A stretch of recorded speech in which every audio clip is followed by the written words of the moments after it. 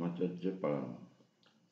ସେ ସମସ୍ତ ନିୟମ ମଧ୍ୟରୁ ପ୍ରଥମ ନିୟମ ହେଉଛି ବ୍ରହ୍ମଚର୍ଯ୍ୟ ପାଳନ କଲେ ଈଶ୍ୱର ସ୍ମୃତିରେ ସ୍ଥିତି ପ୍ରାପ୍ତ ହୋଇପାରିବ ନାହିଁ କି କ୍ରୋଧାଦି ଅନ୍ୟାନ୍ୟ ବିକାର ଗୁଡ଼ିକ ଶାନ୍ତ ହୋଇପାରିବ ନାହିଁ।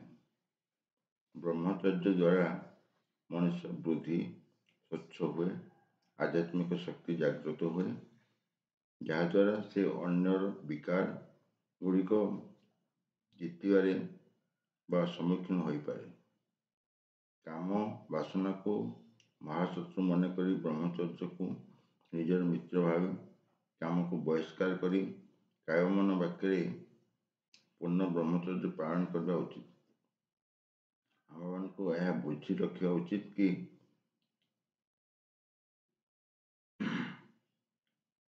ପାବନକୁ ପତିତ କରିବା ବାଲା ବା ଦେବ ପଦରୁ ଖସେଇ ନରକରେ ଘାଣ୍ଟିଲା ବାଲା ଶତ୍ରୁ ହେଉଛି କାମ।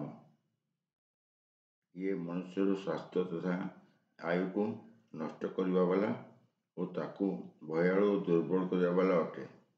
ଏଣୁ ଆମ୍ଭମାନଙ୍କୁ ସମ୍ବୋଧନ କରି ପରମପିତା ପରମାତ୍ମା ଶିବ କହୁଛନ୍ତି, ହେ ମୋର ପ୍ରିୟ ସନ୍ତାନଗଣ, ଜନ୍ମ ଜନ୍ମାନ୍ତର ତୁମ୍ଭେମାନେ ନିଜର ଲୌକିକ ମାତା ପିତା ଠାରୁ ଏହି ବିକାର ଗୁଡ଼ିକ ନକଲ କରି ଆସିଛ ଓ ଏହି ବିକାର ଦ୍ୱାରା ତୁମ୍ଭେ ସତ୍ଯୋଗୀ ସୁଖ ଶାନ୍ତି ଜୀବନ ହରାଇ ବସିଛ।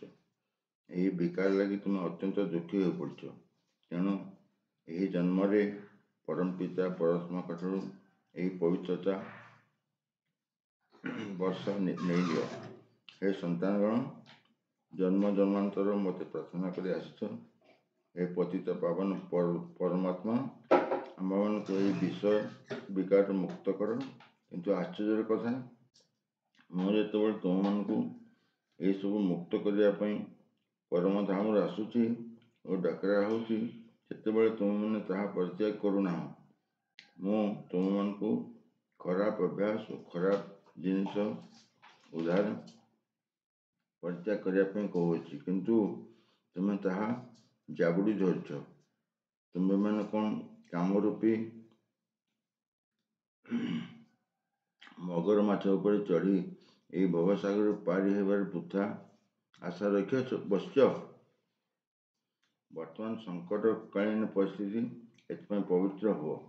କଲ୍ୟାଣକାରୀ ପରମପିତା ପରମାତ୍ମା କହୁଛନ୍ତି, ହେ ସନ୍ତାନଗଣ, ବର୍ତ୍ତମାନ ପରିସ୍ଥିତି ସଙ୍କଟକାଳୀନ ଏମର୍ଜେନ୍ସି ପରିସ୍ଥିତି ଅଟେ। ଏହି କଳିଯୁଗ ସୃଷ୍ଟିର ବିନାଶ ମହାବିନାଶ ନିକଟରେ ଅଟେ। ବର୍ତ୍ତମାନ ଏହି ଶେଷ ଜୀବନର ଅଳ୍ପ ସମୟ ବାକି ଅଛି। ଏଣୁ ମୋର ଆଜ୍ଞା ଅର୍ଡ଼ିନାନ୍ସ କି ପବିତ୍ର ହୁଅ, ବ୍ରହ୍ମଚର୍ଯ୍ୟ ପାଳନ କର ଓ କାମରୂପୀ ମହାଶକ୍ତିକୁ କେବେ ହେଲେ ନିଜ ଭିତରେ ପୂରାଇ ଦିଅ ନାହିଁ। କାରଣ ମୋତେ ଏଠାରେ ସତ୍ଯୋଗୀ ଶ୍ରୀ ଲକ୍ଷ୍ମୀନାରାୟଣ ଦେବୀ ସ୍ୱରାଜ୍ୟ ସ୍ଥାପନ କରିବାର ଅଛି ଓ ଏହି ଭାରତକୁ ବେଶ୍ୟାଳୟରୁ ଶିବାଳୟକୁ ବା ଦେବାଳୟ କରିବାର ଅଛି। ସୃଷ୍ଟିର ମହାବିନାଶ ହେଲେ ତୁମ୍ଭମାନଙ୍କର ବିକାର ଛାଡ଼ିବ ହିଁ ଛାଡ଼ିବ। କିନ୍ତୁ ତା ପୂର୍ବରୁ ତୁମେମାନେ ଯେବେ ସ୍ୱଇଚ୍ଛାରେ ତଥା ଯୋଗ ଲଗ୍ନରେ ବ୍ରହ୍ମଚର୍ଯ୍ୟ ପାଳନ କର, ତାହେଲେ ଆସୁଥିବା ଦୈବୀ ସ୍ୱରାଜ୍ୟରେ ଜନ୍ମ ଜନ୍ମାନ୍ତର ପାଇଁ ପବିତ୍ର ଓ ଦୈବୀ ରାଜ୍ୟଭାଗରେ ଭାଗୀ ହେବ। ଏ ସନ୍ତାନଗଣ, ତାହେଲେ କ'ଣ ଅଳ୍ପ ସମୟ ପାଇଁ ତୁମେମାନେ ସେହି ମହାଶତ୍ରୁ କାମ ବିକାରକୁ ଛାଡ଼ିପାରିବ ନାହିଁ? ତୁମେମାନେ କ'ଣ ମୋ ପାଇଁ ଏତିକି ମାତ୍ର ତ୍ୟାଗ ସ୍ୱୀକାର କରିପାରିବ ନାହିଁ? ତୁମର କ'ଣ ଏତିକି ମମତା ନାହିଁ ଅଳ୍ପ ସମୟ ପାଇଁ ଏହି ଖରାପ ଅଭ୍ୟାସକୁ ପରିତ୍ୟାଗ କରିବାକୁ?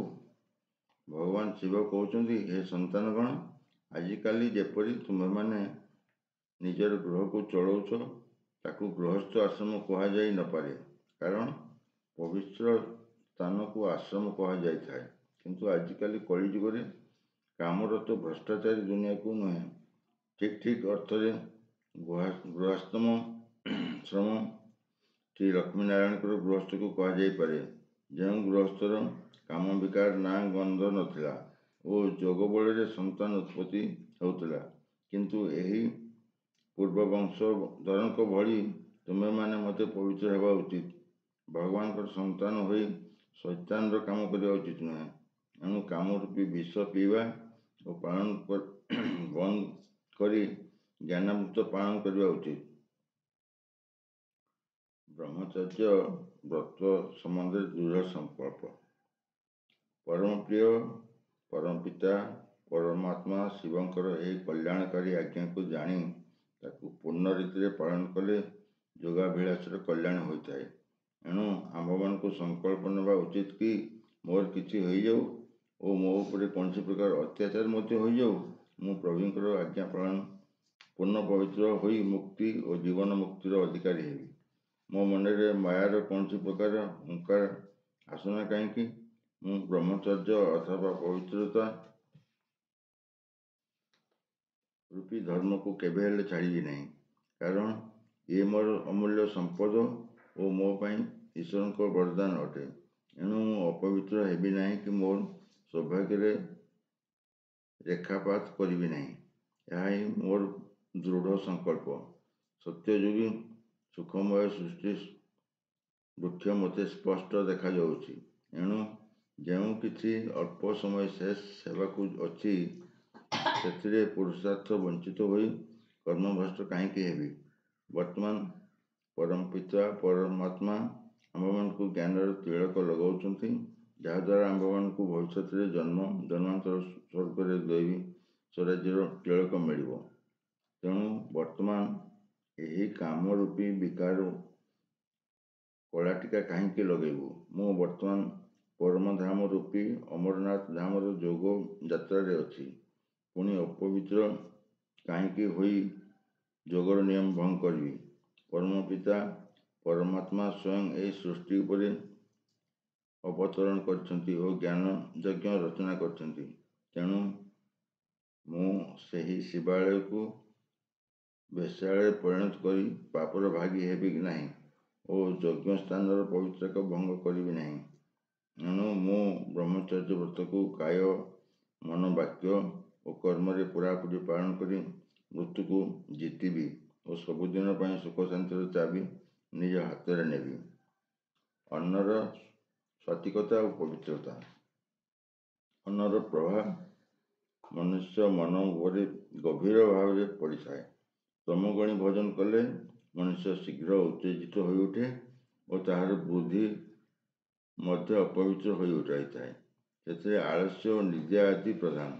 ଏହି ପ୍ରକାର ରଜୋଗୁଣୀ ଅନ୍ନ ଖାଇଲେ ମନୁଷ୍ୟର ମନ ବହୁତ ଚଞ୍ଚଳ ରହେ ଓ ଦୃଷ୍ଟି ତଥା ବୃତ୍ତି ମଧ୍ୟ ଅପବିତ୍ର ହୋଇଯାଇଥାଏ।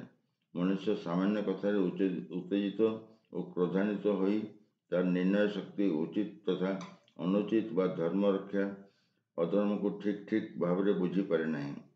ଯେଉଁ ଲୋକର ଆହାର ସତ୍ୱଗୁଣୀ ନୁହେଁ, ସେ କାମ କ୍ରୋଧାଦି ବିକାର ଉପରେ ପୂର୍ଣ୍ଣ ବିଜୟ ପ୍ରାପ୍ତ କରିପାରେ ନାହିଁ କି ଯୋଗରେ ସ୍ଥିତି ପ୍ରାପ୍ତ କରିପାରେ ନାହିଁ।